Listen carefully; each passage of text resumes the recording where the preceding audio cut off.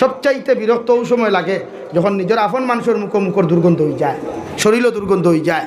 শরীয়তে ক্লিন চায়, শরীয়তে পরিষ্কার পরিচ্ছন্নতা চাইছে।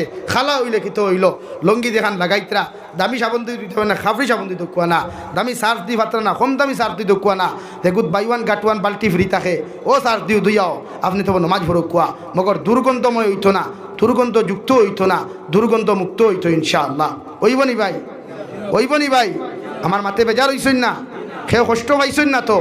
আমি কিন্তু উল্টা পাল্টা কিচ্ছু মাতিয়ে না, হুজুর দ্বারা বাত হো মেসাবার এখন বাত খালি বুঝাইবার লাগে হইয়া।